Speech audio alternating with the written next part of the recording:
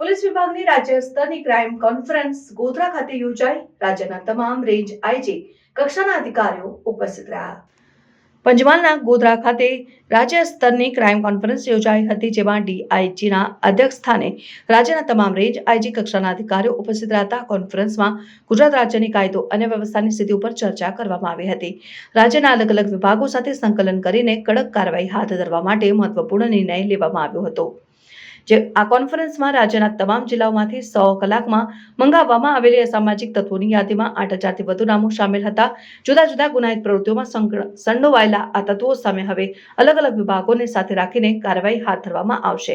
આ નિર્ણયથી રાજ્યમાં કાયદો અને વ્યવસ્થાની સ્થિતિમાં સુધારો લાવવા માટે મહત્વપૂર્ણ પગલાં ભરવામાં આવશે. આ કોન્ફરન્સે પોલીસ વિભાગને વધુ સક્રિય અને સંકલિત કરીને કામ કરવા માટે પ્રોત્સાહન આપ્યું છે. માહિતગાર છો કે ગુજરાત રાજ્યના દરેક પોલીસ સ્ટેશનને એક સૂચના આપવામાં આવી હતી કે 100 કલાકની અંદર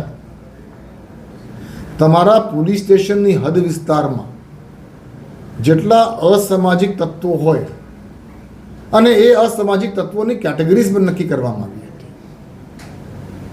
શરીર સંબંધી ગુનાઓ વારંવાર કરતા હોય, મિલકત સંબંધી ગુનાઓ વારંવાર કરતા હોય, લોકોને ધાક ધમકી આપતા હોય, રજાડતા હોય, માઇનિંગ માફિયામાં સંકળાયેલા હોય, એવા અલગ અલગ પ્રકારના કેટેગરીઝના અસામાજિક તત્વો લોકોને ધાક ધમકી આપતા હોય, એ તમામ લોકોની યાદી અપ ટુ ડેટ યાદી તો હોય જ પોલીસ સ્ટેશનમાં, પણ આ પોલીસ સ્ટેશનની યાદીઓને અપડેટ કરવા એ ખૂબ જરૂરી છે. હાલ જે અસામાજિક તત્વો છે એ તમામની કાળજીપૂર્વક દરેક પોલીસ સ્ટેશનને યાદી તૈયાર કરવા સૂચના આપવામાં આવી હતી.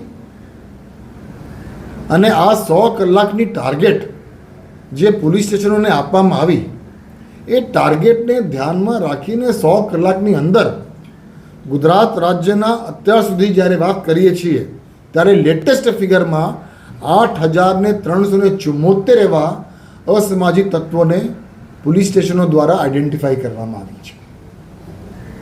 પછી અસામાજિક તત્વો, આ જે ગુંડા તત્વો, આ લોકો જે ધાક ધમકી આપે છે, લોકોને રંજાડે છે, એવા લોકો વિરુદ્ધમાં અસરકારક શિક્ષાત્મક કાર્યવાહી થાય તેના માટે એક હોલ ઓફ ગવર્મેન્ટ એપ્રોચથી પરિણામલક્ષી કામગીરી કરવા માટે પણ તખ્તા તૈયાર થયેલા છે.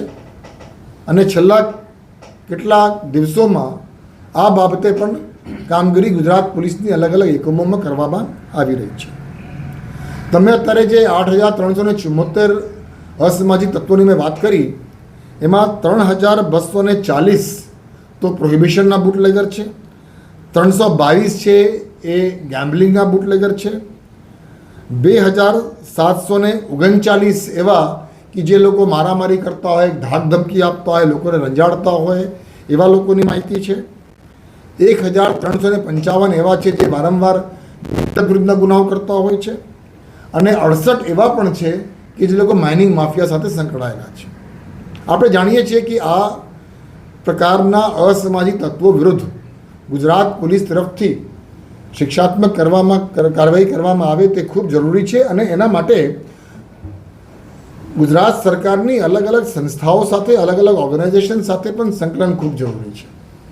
એ કલેક્ટર ઓફિસની બાબત હોય, ડીડીઓ ઓફિસની બાબત હોય, મ્યુનિસિપલ કોર્પોરેશનની બાબત હોય, GUVNLની બાબત હોય, એ તમામ લોકોને સાથેમાં રાખીને હોલ ઓફ ગવર્મેન્ટ અપ્રોચથી આ પ્રકારનું શિક્ષાત્મક કાર્યવાહી કરવા માટેની સૂચના દરેકને આપવામાં આવી છે.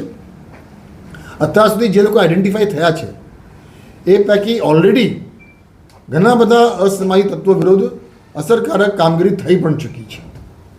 આપ જાણો છો કે અમદાવાદમાં, સુરતમાં, મોરબીમાં, ગાંધીધામમાં, રાજકોટમાં ઘણી જગ્યાએ પેલા જે ઇલીગલ કન્સ્ટ્રક્શન કોઈએ કર્યું હોય, આ અસામાજિક તત્વો કોઈ પણ ગેરકાયદેસર બાંધકામ કર્યા હોય અથવા સરકારી જમીન પડાવીને એના ઉપર કંઈ ગેરકાયદેસર બાંધકામ કર્યું હોય, તે એ લોકોની ડિમોલિશનની કામગીરી ઓલરેડી ચાલુ થઈ ગઈ છે.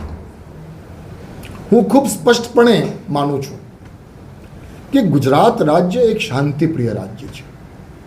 ગુજરાત રાજ્યના લોકો ખૂબ શાંતિપ્રિય છે.